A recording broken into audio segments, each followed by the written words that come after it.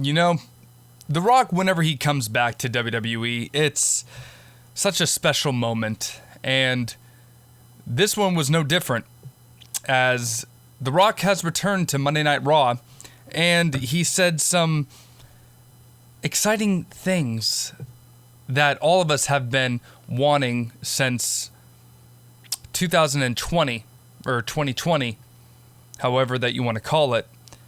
And The Rock has told people that he wants to sit at the head of the table. Much more news here on the Pardon the Pipe Bomb podcast. In anybody else's hands, this is a microphone. In my hands, it's a pipe bomb. I have a dream, that's all I need. I'll make it happen with some work and believe. Know what I want, so I'll take it on. I'll make mistakes, but mistakes make you strong. Let's break it down for And guys, it is true. It is damn true. The Rock has, pulled our strings as of the last couple of years. All of us wanted to have the Rock and Roman Reigns feud to start. People wanted Roman Reigns to dethrone The Rock from his head of the table, so to speak. He's gone through everybody besides The Rock, and all of us wanted this to happen a couple years ago. And now they're finally doing it. They're finally doing The Rock versus Roman Reigns. People are saying it could be at WrestleMania. People are saying that it could be at the next Elimination Chamber match, because they've already got it set in stone for the Royal Rumble coming up.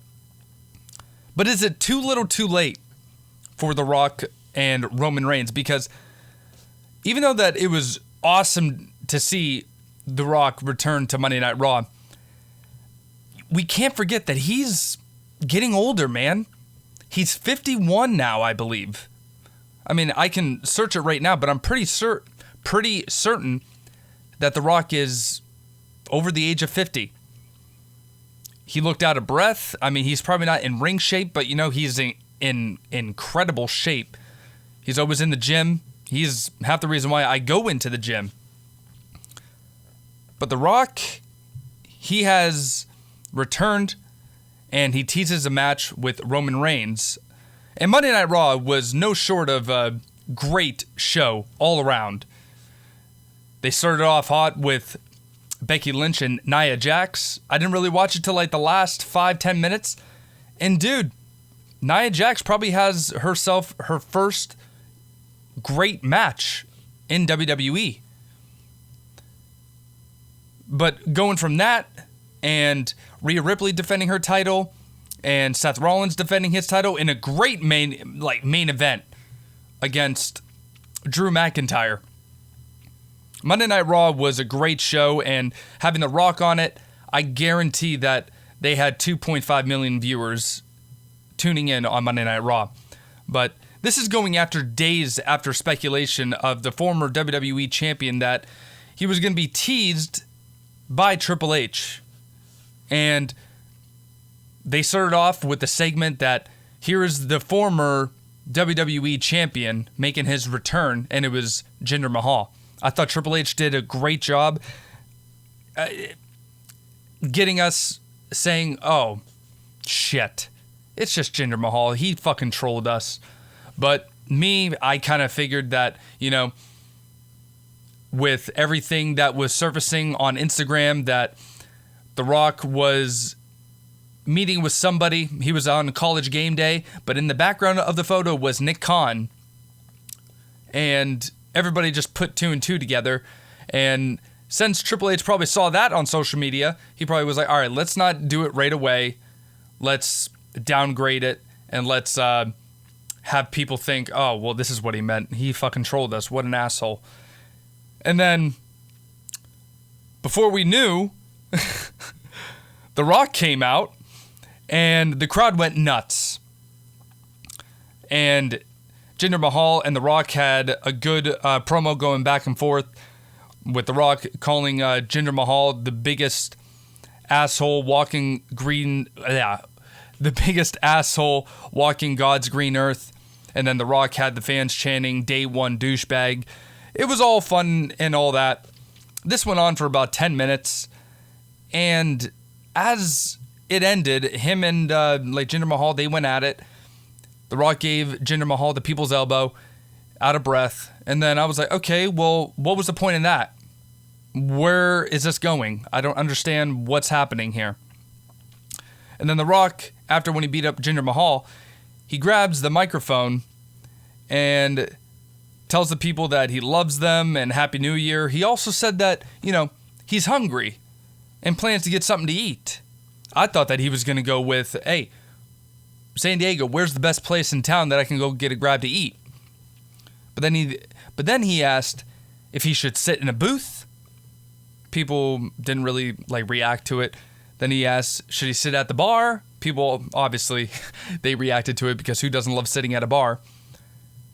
And then the moment that I actually had a jaw-dropping moment was when he asked, or should I sit at the head of the table? The crowd went nuts. Everyone on social media, well, mostly on Twitter X, was already speculating, okay, this is it. We're finally getting it. We're finally getting the WrestleMania match of The Rock and Roman Reigns that we all been clamoring for years. Me, my personal opinion, that ship has already sailed because we already got storylines between Roman Reigns and The Rock, Roman Reigns and Randy Orton, Roman Reigns and AJ Styles. Everybody's saying that they want to finish their story. But really, it's mostly about Cody Rhodes finishing his story. And it's Cody Rhodes' place in line that he should main event WrestleMania against Roman Reigns. Because, dude, I thought about this. I thought, have The Rock and Roman Reigns face each other at night one of WrestleMania. Have Roman Reigns beat The Rock, making him more credible and more godly than he already is. But also, on night two, when he faces Cody Rhodes for the Universal World Champion, then, if Cody Rhodes beats Roman Reigns, it's more believable and it's a more battered down Roman Reigns, and Cody Rhodes would be more believable him beating Roman Reigns here. But the more I thought about it, then what about Punk and Seth Rollins? Because I think we all know that Seth Rollins and CM Punk are going to face each other at WrestleMania. It is a big enough match and a big enough stage where that could just draw so much money. WWE doesn't need The Rock to main event WrestleMania. They're going to be going to Australia to hold a premium live event and hold over 60,000 people. That is a WrestleMania type of atmosphere, if you like it or not. I know that we're all accustomed to having over 90, 80,000 people in attendance for a WrestleMania event. Nothing will ever touch the Dallas WrestleMania, where they reached over 100,000 fans or something like that. I don't remember. But having The Rock and Roman Reigns face each other off at the Elimination Chamber makes sense. There was somewhere that I read that Australia wants to have a big draw name to have people come out and be a big attraction and have eyes on Australia to showcase their city. Well, WWE, you have your answer. It's The Rock. It has to be The Rock and Roman Reigns. If Roman Reigns beats The Rock and goes on into WrestleMania as still the WWE champion, then still Roman Reigns is going to be on God mode than he already is right now. It only makes sense for Roman Reigns to keep the title, and some people are pushing the narrative that WWE wants Roman Reigns to surpass Hulk Hogan because of the shit that he did in his personal time. That has nothing to do with the WWE ring. I'm not the only one that is a WWE or a pro wrestling fan. My best friend Matt, he is only a wrestling fan because of Hulk Hogan. You can't take that away from Hulk Hogan. A lot of wrestlers today are in the business because of Hulk Hogan. You can't take it away from him. WWE, they possibly want to do it, but I know a lot of people on Twitter, they have the agenda that this is what they're going to plan on doing. They're going to keep the title on Roman Reigns all the way up until SummerSlam. But the only person that can take this title off of Roman Reigns is Cody Rhodes. And in my personal opinion, I cannot sit back and watch this story unfold of having Cody Rhodes in the mid-card title, or like the mid-card matches, and just biding his time until he faces Roman Reigns. I can't wait any longer. He's going to lose momentum. There's nobody else that Roman Reigns can face right now in WWE. Maybe Cody, or maybe CM Punk, maybe Seth Rollins, but that will... I don't think that either of them can afford to take that type of loss. The only one right now to defeat Roman Reigns is Cody Rhodes, and it has to happen at WrestleMania 40 in Philadelphia. That's my take on it. It can't be having The Rock and Roman Reigns at WrestleMania. It has to happen at the Elimination Chamber Premium Live event. That's just my take on it. And we also got a couple other decent breaking news type of thing here on the podcast. In Velveteen Dream, he's making headways in the social media world by posting I believe a 3-minute, almost a 4-minute video of himself explaining why he did what he did and apologizing to the fans, to his friends and family. But to give you a little backstory, if nobody knows, Velveteen Dream, known as Patrick Clark, he was accused of having inappropriate contact with minors in 2020. He had originally put out a statement noting that he was working with authorities to resolve the situation, leading to him being used only a few times on NXT TV. His last match coming up against Adam Cole in December of 2020.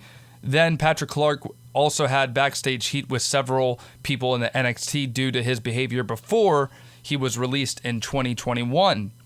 He was later arrested on August 26, 2022, after his previous arrest on August 20th for misdemeanor battery and trespassing charges, as the August 26th arrest was due to an out-of-county warrant related to the possession of drug paraphernalia. That can mean anything, but basically all that the Velveteen Dream was doing, he was apologizing on Instagram. He posted it on Twitter, I believe, as well. And him saying that he's sorry and he hopes that the fans and friends and family can accept the apology. It looks like that he actually meant it. It seemed sincere, but he's still young. He could be welcomed back with open arms if everything gets resolved. But as of right now, I don't know what his future holds with the WWE. I don't know if any pro wrestling company will take him under their wing because of all the allegations and what he, kind of represents for himself.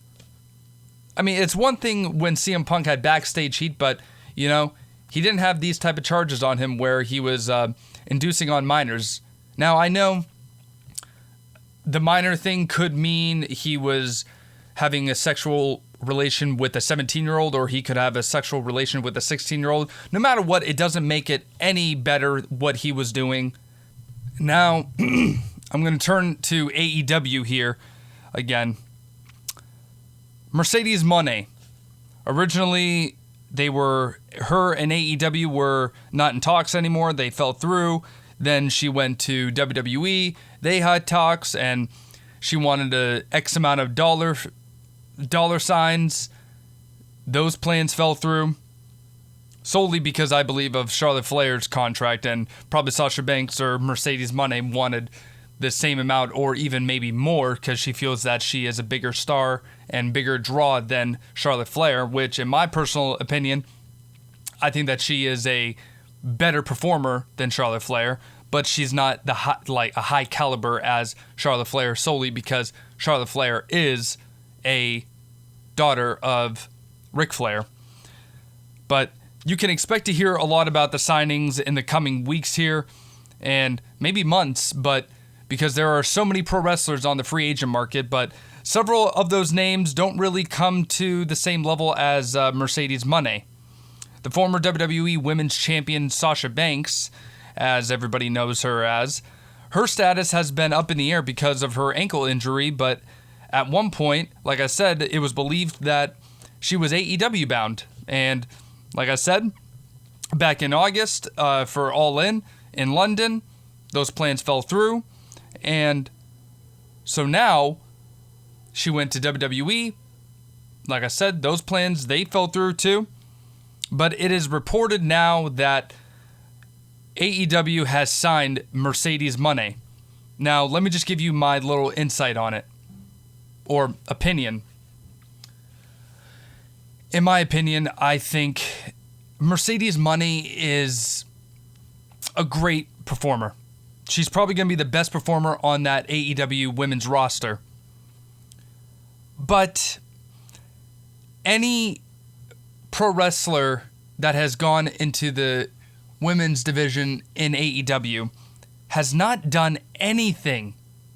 Tony Khan has done a very poor job in booking for AEW women's division. And unless if something changes and if he takes it more seriously, I mean, dude, for God's sakes, at the last pay-per-view event for AEW, it was Toni Storm versus Rhea, or I forget her name. That the Chinese girl that won it against King Kong, or whatever her name is. There was no storyline behind it. I tried watching it. I couldn't get behind it. I'm a very classical WWE fan that I love a good story inside the ring. Or outside the ring, I'm sorry. Inside the ring, it's a different story. Pro wrestlers, they can just go off like that and they can get a match and get us sucked in while the match is going on. But I love a little backstory. I love a little, reason why I'm watching this match. And now, Sasha Banks, Mercedes Mone, she could possibly turn that women's division around. And this is according to Fightful Select here. They reported that notes that industry sources expected her to land there sooner or later, while no one can confirm that she has actually signed a contract yet, and the situation becomes murkier when you consider that recently there have been instances where talent only signs their contract with the promotion on the day of their scheduled debut or return, notably with Will Ospreay with AEW and CM Punk with WWE. However, though, an AEW source did state that Mone and the promotion were very close on coming to an agreement here. So, I don't know how you want to take that. I don't know if Sasha Banks or Mercedes Mone is doing what CM Punk did and return on a certain night. But it sounds like that we can assume, and only assume, that Mercedes Mone is AEW bound and she could probably be there within the next time that they are being televised. I mean, it could happen this Wednesday at AEW Dynamite. Could happen on Friday on Rampage. Could happen on Saturday at Collision. We don't know.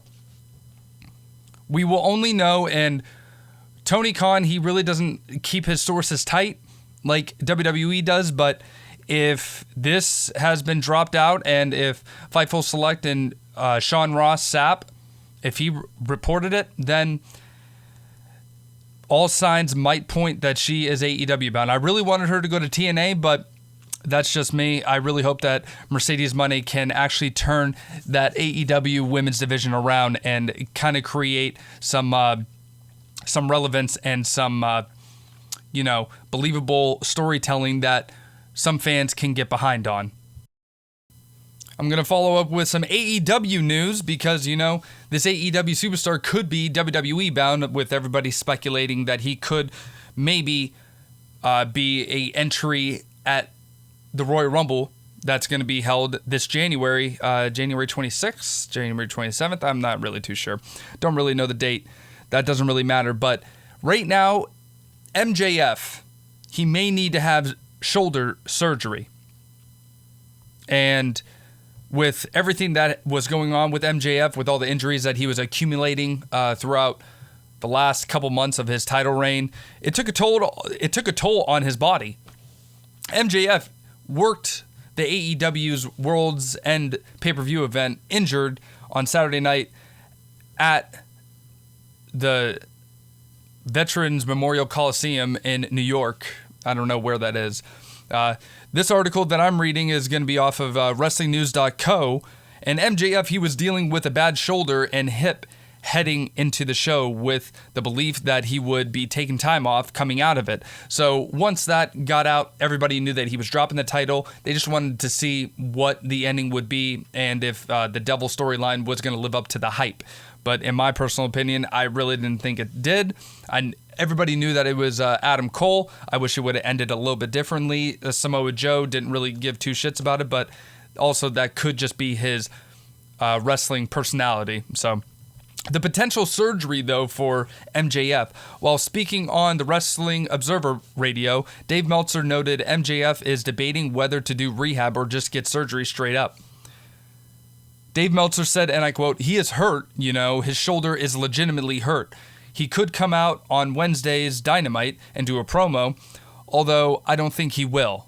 Well, from what I was told, he is either going to have to rehab the shoulder, which is the main problem, or he may need surgery. And just judging from how severe it was, he may need that surgery. And the surgery would put him out for a while. He's still debating on it, and I think it's probably the best thing for him to have the surgery, but it's a long time off. Other guys do that. I mean, it's not like it's the end of the world to take a long time off, but it seems like a lot, I mean, for his career, he's 27 years old. He needs to get the shoulder fixed, and as good as it can be fixed, because you don't want that thing to mess around and for your whole career here." End quote. So, with MJF possibly needing to have surgery, if he does have surgery, then that could mean that he's not going to be an entry in the Royal Rumble, because he's also been cited off of the AEW's roster. That can mean many things. Don't know. In the past, that could really mean that MJF could be without a contract, or maybe Tony Khan is just playing kayfabe with the whole online wrestling thing on AEW, because we know AEW fans they're a special group. I mean, I'm not hating on you guys, but AEW fans, y'all are a little too much into it. It's just wrestling. But that's going to do it for me, guys, and thank you very much for joining me here on the podcast. If you guys liked what you heard, please give me a thumbs up or give me a negative 5-star review on the podcast channel. And if you guys really liked what you heard, please hit that subscribe button. I really appreciate it. And if you give me a negative 5-star review, that really does help the channel and podcast grow. But until next time, guys, that was the news for today. I'll talk to you guys later.